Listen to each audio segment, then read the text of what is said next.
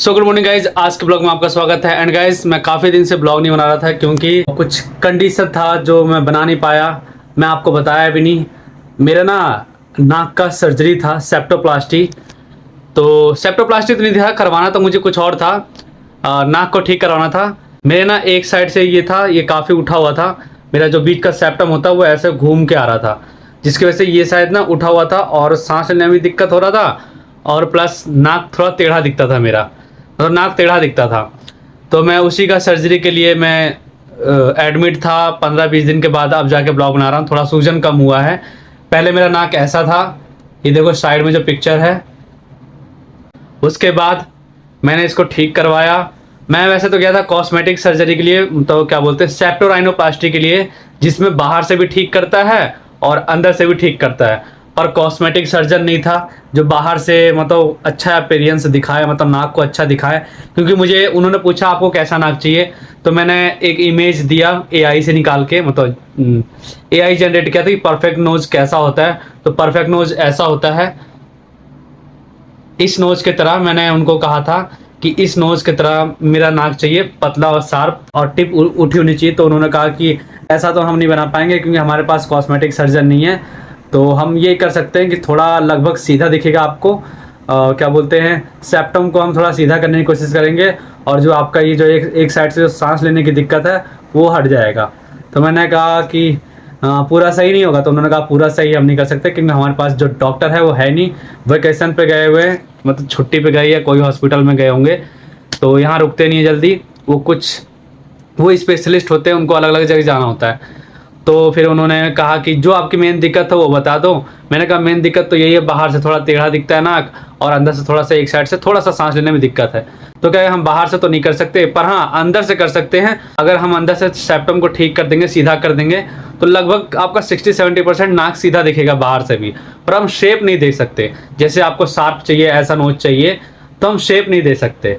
तो मैंने कहा ठीक है, आपसे जैसा होता है वैसा कर दो। तो उन्होंने एडमिट किया और 1-1.5 घंटे बाद उन्होंने बाहर निकाल दिया, बस सेप्टम को सीधा करके।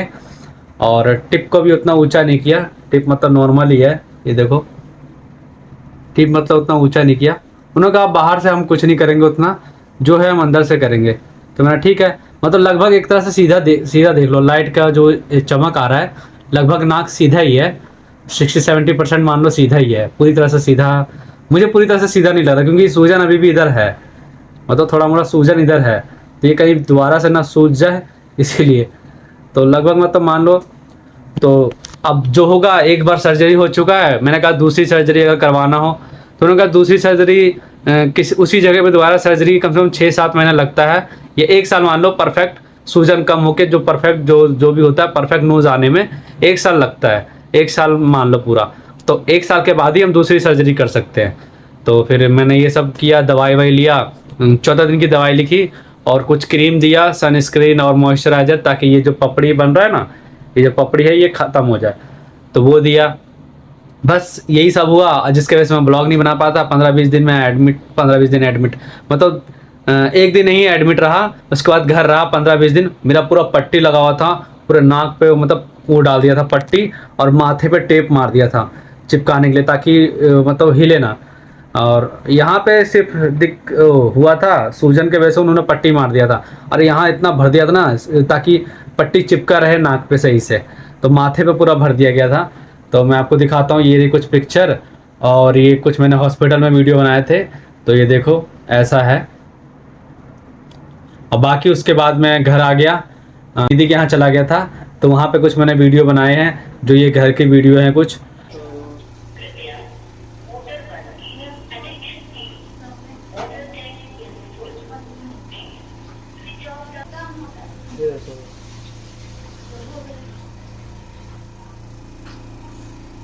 और बस इतना ही है जो है। तो ये कुछ घर की वीडियो है, और घर पे भी पट्टी लगा हुआ ही आया था मैं, क्योंकि डॉक्टर ने कहा था 7-8 दिन के बाद वापस आ जाना, हम पट्टी खोल देंगे। तो एक बार मैं नहाते टाइम मतलब पट्टी ढीला हो गया था, तो मैंने एक बार पैसे प्लास्टर उखाड़ के देखा था कि कैसा है। तो वो वीडियो ये रही। तो ये कुछ ही ज़्यादा बड़ी वीडियो नहीं, छोटी सी वीडियो, मतलब चेक करा था मैं। तो ये बस मैं चेक करा था कि कैसा बना है, सूजन कम हुआ है कि नहीं। तो पट्टी निकाल के फिर वापस मैंने प्लास्टर लगाया, टेपिंग किया और फिर गया था प्लास्टर खुलवाने। फिर वापस प्लास्टर खुलने के बाद फिर हट गया था प्लास्टर। फिर उसके बाद सूजन था, सूजन के बाद बस इतना ही था नॉर्मल। इस वजह से मैं ब्लॉग नहीं बना पा रहा था। तो अब लगभग थोड़ा मोड़ा सूजन और कम होगा तो मैं कंटिन्यू रहूँगा, क्योंकि धूप में निकलने से थोड़ा मना किया है। बोला है भी तो ये सब थोड़ा अभी मतलब सूजन है तो दिक्कत हो सकता है, तो ये थोड़ा सूजन कम होगा।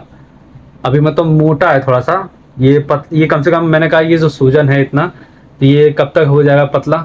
तो कह रहे कम से कम 6-7 महीने लगता है। मतलब नॉर्मल पतला जैसा दिखेगा पर पूरी तरह से पतला नहीं है, ये तो टाइट है, पूरा एकदम टाइट है नाक। मतलब पूरी तरह से सूजन कम होने में कम से कम 6-7 महीने मान लो लगते हैं, नॉर्मल है। चाहे आप कहीं भी सर्च करके देख लो, कहीं भी मिनिमम 3 से 6 महीने या 1 साल लग जाते हैं नाक को पूरी तरह से सेट होने में।